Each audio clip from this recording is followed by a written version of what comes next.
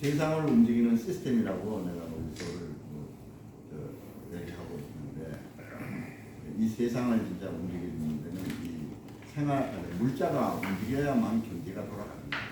우리 생활이 가능해집니다. 물자가 움직이지 않으면 우리가 생존할 수도 없지요. 근데 다들 이걸 소홀히 생각하고, 특히 기업가들이 우습게 생각해요. 저는 물류를 저게 책에 써놨습니다만 눈을 떠가지고 이게 되게 중요하다. 어떻게 그 세상에 알릴까? 그래서 처음에는 정부도 설득을 하고 또 매스컴도 움직여보고 또 기업들도 설득을 하고 했으나 아직까지도 많은 그 기업가들은 이게 우습게 보이는가 봐요. 순간 속으로 이놈아, 너 회사 아무리 덩어리 커도 삼성 현대차 물자가 움직이지 못하면 너는 수동이야. 꼼짝 못해. 물자가 목줄을 잡고 있다. 근데 이 최고 경영자들이 아직도 소홀해요. 그래서 이걸 어떻게든 쇼킹하게 이 사람들한테 세상을 한번 멈춰놓고 볼까? 그런 농담도 합니다만 화물연대가 대신 저 대신 한마디 했어요. 화물을 멈춰서 세상을 중지시킨다. 숨뜻한 말이지만 그 물류를 정확하게 표현한 애들입니다. 화물연대 파업할 때 물류를 멈춰 세상을 멈추겠거든요. 그게 사실이에요. 네, 맞아요. 화물연대가 아니라 우리 로지솔이 오늘 이 순간 딱 스톱이 되면 대한민국 경제에 물자 움직이는 것이 올 스톱 될 겁니다. 우리 로지솔은 대한민국 경제의 핵심 인프라입니다. 그래서 전기와 똑같아요. 한전이 망하면 나라가 망하겠지. 우리 로지솔이 망하면 아마 대한민국 경제가 올 스톱 될 가능성이 높습니다. 왜냐하면 아까 우리 본부팀장이 설명했지만 35만 개 회사가 팔레트하고 우리 팔레트 3천만 개하고 박스 5천만 개를 이 순간에 실시간으로 계속 움직이고 있어요. 이게 스톱이 된다는 얘기는 진짜 섬뜩한 얘기입니다. 저는 그런 일이 없어야 되지만 로지솔은 국가 경제에 진짜 버틴 시스템입니다. 이게 아주 좋은 제도를 제가 만들어놨는데 저는 이걸 갖다 뭐라 그러냐 독과점 플랫폼 사업. 윤석열 대통령이 제일 싫어하는 게 플랫폼 사업자들만. 카카오 그냥 잡아 죽이려고 그러고 우리도 플랫폼 사업자. 그래서 제가 애그로푸드 플랫폼을 이런 그 사업 아이디어를 가지고 성공을 하는 모델을 농업에다 적용하기 위해서 애그로푸드 플랫폼을 만들어 봤습니다. 훗날 애그로푸드 플랫폼도 아마 농업 분야의 플랫폼 사업자로서 성공하는 날이 올 수 있을 겁니다. 저는 물류 분야에 관해서는 물자를 움직이는데 우리 로지솔이 만약에 없다면 이 대한민국 경제는 올 스톱 된다. 이걸 여러분들 확실하게 좀 기억을 해주십시오. 그 정도의 그 위력을 갖고 있는 회사가 되어 있습니다. 그래서 오히려 요즘에는 세상 사람들이 나쁘게 악덕 기업자로 생각하는 사람들이 조금씩 늘어나고 있는 것 같아요. 그래서 기업은 적당한 사이즈로 커져야지 너무 커지면 또 코너에 몰릴 수도 있구나. 그런 생각을 하면서 고민을 많이 하고 있습니다. 또 더욱 겸손해야 되고 또 이 사회에 기여하는 비즈니스입니다. 근데 저는 아까 이 3PL을 설명하려다가 했는데 이 3PL이라고 하는 것이 이제 서드 파티 로지스틱스라고 하는 용어를 쓰는데 원래 물류는 하찮은 산업이었어요. 그러니까 물건이 있는 사람 가지고 트럭 업자를 불러요. 운송업자를 불러. 물류업자를 불러고 야 이거 얼마에 실어다 줄래? 지금까지 10만 원 했어? 금년부터는 1년 단위로 계약을 합니다. 금년부터 그냥 10% 깎아. 10% 안 깎으면 나 다른 데 줄 거야. 하고 협박을 합니다. 그러면 할 수 없이 9만 원. 또 그 다음에는 8만 원. 자꾸 10%씩 깎아요. 나중에 5만 원부터 내는 거 원가 이하일 거 아니에요. 해도 돈을 벌 수가 없고 적자예요. 그런 산업이 이 물류 산업. 천대받고 무시당하는 산업이 물류 산업인데 이것이 그렇기 때문에 정부가 보호를 해야 돼요.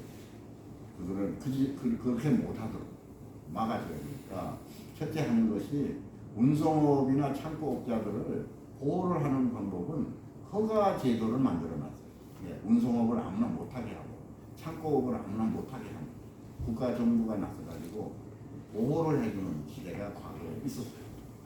그러던 시대에 있다 보니까 거꾸로 이 물류산업이 발전하지를 못해요. 국가의 보호를 받고 있습니다. 일정한 숫자 이상은 허가를 안 해주고 정부가 그러고 있어요. 그 선진국이나 뭐 일본이나 한국이나 다 똑같아요. 심지어는 정부가 포항제철 같은 철강 때 서울 포항에서 서울까지 트럭 한 대당 10만 원 받아라 라고 정부가 고시를 해요. 그러면 민간에서 자율적으로 경쟁을 하지 못하고 정부가 고시를 해놓은 거예요. 그 고시된 가격으로 움직이게 되어 있었는데 대한통운이나 이런 회사들이 포스코 들어가지고 우리 8만 원에 하겠습니다 하는 놈이 나오면 포스코에서 정부 가이드라인은 10만 원인데 8만 원에 움직일 수밖에 없잖아요. 이제 이렇게 전쟁이 벌어졌어요. 이제 어떻게 됐든 간에 이 정부 규제가 정부 제도하에 있었던 것이 전 세계 물류 산업의 그 현상이었어요. 현실이었어요. 그래서 이제 1980년대에 그러니까 이 산업이 발전할 수가 없는 거예요. 제한적인 사람들만 하니까 물류 사업자들은 배 두드리고 사는 거예요. 뭐 그냥 편하게 딱 정부가 제한을 합니다. 그러니까 이 산업은 또 발전합니다. 화주들은 화주들대로 또 피해가 생기고 이 산업을 어떻게 발전시킬 것인가. 그래가지고 영국에서 먼저 경쟁 툴로 이걸 바꿉니다. 정부가 가이드라인을 잡고 있던 허가제도도 없애버리고 운송 요율이라든가 화물 보관 요율을 정부가 정해놨는데 그게 과연 지켜지겠습니까? 자유경쟁, 자본주의는 자유경쟁 틀인데 그게 쉽게 좀 지켜지지도 않고 참 이상한 제도가 존재했어요. 그래서 영국 정부가 그때 이제 EU하고 유럽의 역사를 보면 대륙권 국가들이 EC를 만들었잖아요.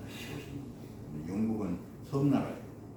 독립적으로 살아있어요. 영국 정부가 안 되겠다. 앞으로 대륙권 국가, 유럽 대륙 국가한테 우리가 밀릴 것 같으니까 정부 규제를 풀어가지고 이 물류 산업을 경쟁 사업으로 만들어 놓자. 그렇게 이제 출발을 하니까 유럽하고 경쟁이 붙었어요. 유럽 사람들 가만히 있겠습니까? 독일, 프랑스 이런 회사들이 나라들이 역시 영국이 저런데 우리도 그 정리 처리하겠다. 우리 경쟁 툴로 바꾸자. 그래가지고 제한을 다 풀어버려요. 그러니까 미국도 또 당연히 그렇게 할 수가 없고 이웃나라 일본도 그렇고 한국도 1980년대 중반이거든. 내가 그 한국물류연구원 한국물류협회 활동을 하고 시작하고 얼마 안 됐을 때 근데 이거를 내가 간파해가지고 우리 정부도 전부 그걸 없애버리도록 만들었습니다. 제가 그 장본입니다. 없애버리고 정부가 전부 보관 요율, 창고 요율, 그다음에 물류 사업자 TO 제도로 해가지고 허가 내는 제도 이런 거를 전부 없앴어요. 전 세계가 그렇게 하고 있어요. 그래가지고 물류 산업이 지금 3PL이라는 용어가 이제 등장하는데 저게 뭐냐면 화주들이 매년 이 운반비를 깎아대니까 미국의 운송업자들이 꾀를 내요. 사람은 이 코너에 몰려 위기가 닥쳐야 분발하게 되어 있습니다. 편할 때는 노력들을 안 해요. 기업도 마찬가지. 그래가지고 이 힘든 그 화주들이 계속 운반비를 깎아내리니까 이 물류업자들이 살아나려고 하는 방법이 뭐겠어요? 창의력을 발휘하기 시작합니다. 그래가지고 저 쓰리필이라는 거는 하주가 있고 운송업자, 포워더, 미국은 그걸 2PL이라고 해요. 세컨드 파티, 세컨드 파티라고 해가지고 하주가 이제 본업이니까 하주가 퍼스트고 그 포워딩하고 운송업이 미국은 주 단위로 움직이지 포워딩이라고 부릅니다. 그래서 운송하고 포워딩업자가 이제 세컨드 로지스틱스 사업자가 되었고 이자간에 맨날 치고받고 피 흘리고 싸우고 이러는 거를 제3자적인 컨설팅 개념을 가진 사람들이 화주기업의 물류 혁신을 해줄 것입니다. 창의력이 등장합니다. 창의적인 아이디어를 비즈니스 모델을 만들어 가지고 예를 들면 택배 사업이라든가 UPS라든가 그런 회사들이 본격적으로 그때 발전합니다. 그래서 혁신을 해주겠습니다. 물류비를 매년 뭐 5%씩 깎아서 해줄 테니까 대신에 우리한테 일을 맡기는데 10년 정도 맡겨주세요. 이런 비즈니스 모델이 3P이라는 그 이름으로 태동을 하기 시작했는데 이게 지금 전 세계의 추세입니다. 물류라고 하는 분야는 누가 창의력을 발휘해가지고 하주 기업에게 도움이 되는 일을 할 것인가. 이것이 사업의 뭐 기본적인 개념이기도 하지만 저는 이 3P이 등장한 이 역사를 공부하면서 내가 어떤 길을 가야겠다 하는 것을 알게 됐습니다. 그래서 결국 제가 하고 있는 로지솔은 누구도 하지 않는 사업만 하고 있습니다. 경쟁자가 있으면 솔직한 얘기로 그 사업은 안 합니다. 저는 경쟁자가 없는 사업만을 지향하고 있습니다. 빌 게이츠가 마이크로소프트를 만들어 가지고 뭐 윈도우스라든가 이런 걸로 지금 세계 1위 기업을 이루는 사람도 결국은 자기가 창의적인 아이디어를 내가지고 그거를 표준으로 만들고 시장을 만드는 자가 결국 사업에서 성공합니다. 시장을 만드는 각각.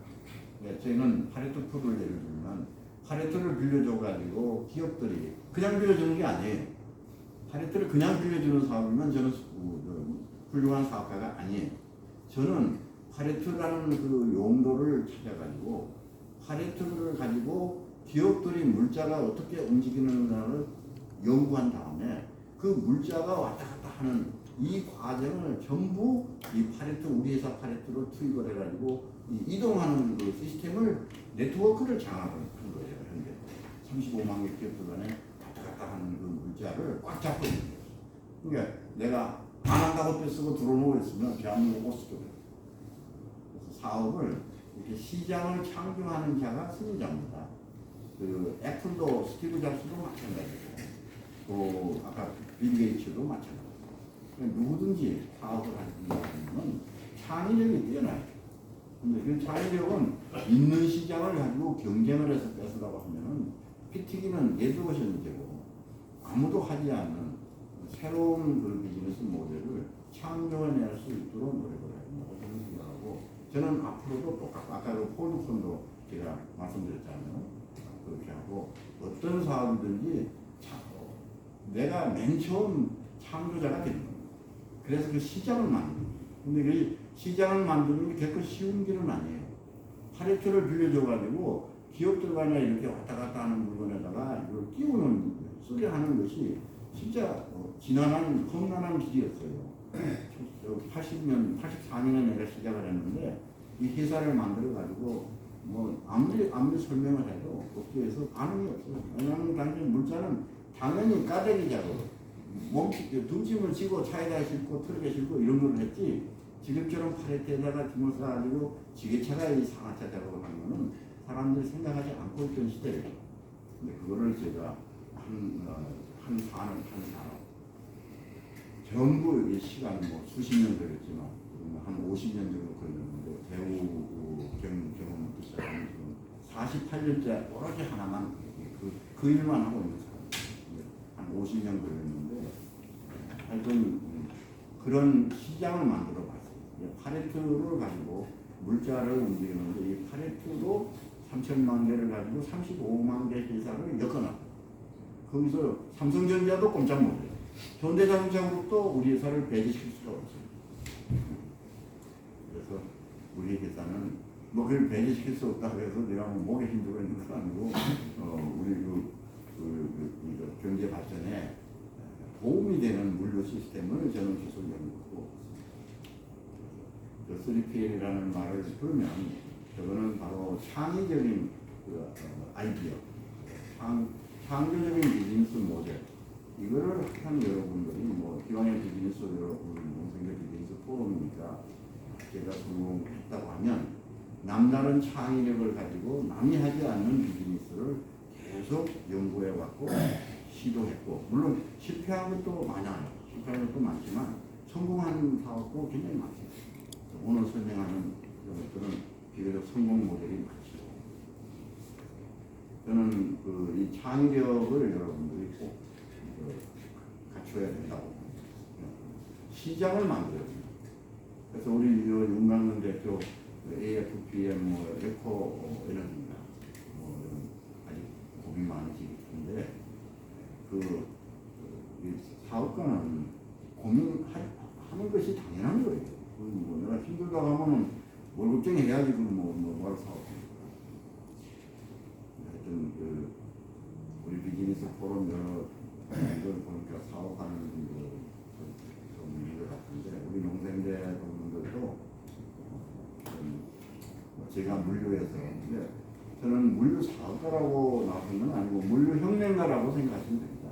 물류를 위해서, 대한민국 물류 발전을 위해서 제가 저 인생을 던지고 대우중공업에서 사표를 대고 시작을 할 때는 진짜 인생을 던지고 나 이 분야에 올인하겠다 하는 각오를 했고, 이 사업도 그 책에 써놨습니다만은 이 35만 개 회사 중에요, 여러분들이 내가 얼마나 혁명적인 사고를 했는가를 인정해 주셔야 되면 계약서가 존재해요. 계약서. 사업을 하려면 내가 뭘 보내는데, 내가 몇 개 보냈는데, 야 이거 뭐 사용료가 얼마고 잊어버리면 내가 변상하고, 이런 계약서로 35만 개를 엮어놔야 이게 비즈니스 모델입니다. 근데 한 3만 개 회사만 계약이 돼 있어요. 3만 개 회사는 주로 대기업들인데, 자기 공장에서 잊어버린 거, 자기 물류센터에 잊어버린 거를 변상해 준다. 요거까지는 돼 있어요. 근데 자기들 거래처에 가지고 잊어버린 거, 그거를 원래 계약을 해가지고 거래처가 변상을 시켜야 돼. 하루 더 쓰면 렌탈 요금을 내야 돼. 근데 자기 공장 안에서만 책임지고 고객에게 경면은 계약이 없어요. 그래서 그거를 1999년도쯤 도저히 시도를 해도 어떤 사업도 할 수가 없는 거예요. 계약해달라고 하면 다들 안 해요. 하여튼 그 책에 써놨는데 계약서가 없는 사업을 만들어놨습니다. 예, 우리가 사업을 2조 5천억을 하는데 저도 기적이라고 생각해요. 나도 이해가 안 가요. 내 스스로도. 야, 이거 35만 개 회사가 우리 고객인데 3만 개 회사는 자기 돈 바운더리 내에서는 책임을 져주는데 다들 밖에 내보내야 돼. 자기 회사 밖으로. 32만 개 회사는 계약서가 존재하지 않아요. 근데 이 순간에 지금 돌아다녀요. 네? 박스 5천만 개하고 팔레트 3천만 개, 8천만 개가 지금 돌아다니고 있는데 그게 어떻게 비즈니스가 가능할까? 저도 지금도 이해가 안 가요. 돌아는 가는 거예요. 돈도 벌고 이익도 많이 남는다. 근데 이게 어떻게 가능해요? 근데 그거를 제가 찾았어요. 시작을 할 때 예를 들면 석유화학만 예를 하나 들게요. 이게 워낙 중요한 얘기이기 때문에 여러분들한테 쇼킹하게 들리라고 내가 리얼하게 표현하고 싶어서 그러는데, 예를 들면 석유화학 회사가 1990년부터 제가 그 전에 이제 사람이 운이 있어야 됩니다. 사업은 운실비삼이라고 이병철 회장님이 말씀하셨잖아요. 85년에 회사를 만들어 가지고 파리트 불을 설도라고 돌아다니는데 누구도 써주질 않는 거예요. 근데 누가 저를 살렸냐 하면 노태우 대통령이 저를 살렸어요. 노태우 대통령이 6.29 선언, 민주화 선언, 이것 때문에 제가 살아난 거예요. 그 전에는 전부 등짐지고 있었어요. 우리나라의 모든 작업 현장이, 모든 공장들이 출하할 때 트럭에 사람들이 짐을 쌓고 있어요. 그래서 이 사업이 도저히 불가능했어요. 여러 해도 몇 년 동안 카탈로그를 뿌려놓도 누구도 계약을 해주지 않는 거예요. 근데 이걸 또 여러 회사를 묶어야 됩니다. 그런데 어느 날 갑자기 그 노태우 씨가 6.29 선언을 했어. 그래서 노조 문제를 풀었어. 노조를 그전 때는 노조를 못 만들겠습니다. 근데 지금 노조가 허용이 됐어. 그래가지고 맨 처음 노조가 터지니까 하는 일이 뭐냐면 좀 두근지를 맺고 임금이 올리라고 때를 쓰는 거예요. 회사마다 노조가 터지니까 임금비가 팍팍팍 올라가는 거예요. 그래서 90년이 되기 전에 내가 지난 세월 동안 카탈로그 깔아놨던 사람들 책상 속에 쳐넣었던 그 물류 담당자들이 전부 꺼내가지고 우리 회사에 연락이 옵니다. 오늘 우리 회사 파리트 5,000개 꺼내주시오. 우리 10,000개 드리겠습니다. 규모 있는 회사들이 모두 우리 KPP 나한테 연락을 옵니다. 그때 임금비가 막 올라가는 게 아니라 도저히 감당이 안 되니까 파리트 시스템 기계화시키겠다고 이렇게 해가지고 남들은 노조 때문에 골치 아플 때 저는 눈 뒤집어 쓰고 뒷바람 불고 있었습니다. 나는 살았다. 남들 힘들긴 미안하지만은 나는 살았다. 이제 막 파리트가 내가 필요하다고 사망해서 연락이 오니까. 근데 이제 그 무렵에 이제 사업이 좀 될 것 같더라고요. 그게 88년, 89년, 이제 90년 한 3년 동안 이제 희망적이다 이렇게 생각하고 있습니다. 막상 해보려 하니까 그 석유화학 회사들이 삼성부터 시작해서 13개 회사 중에 12개 회사 대표이사가 우리 파리투는 이렇게 이동을 하잖아요. 그러면 여기 보내는 쪽에서 야 이거 한국 파리투 풀에서 빌려갖고 보낸 거니까 당신이 잊어버리면 변상을 해야 되고 하루 더 쓰면 렌탈 요금 뭐 얼마 더 내야 되고 이 조건으로 같이 관리하는 책임을 지워줘야 파리투가 움직이기 시작하는 거예요. 선진국은 다 그렇게 돼요. 그래서 저도 그렇게 하려고 했어요. 그래서 한 3년을 설득을 해가지고 이 업계에 석유화학 업계에 12개 회사 대표이사가 그 계약서에다가 도장을 찍었어요. 그래서 제가 그래서 이 책을 드리는데 이 책을 한번 그 해드리니까 내가 요것만 자랑을 해드릴게 시간이 끌리지 않고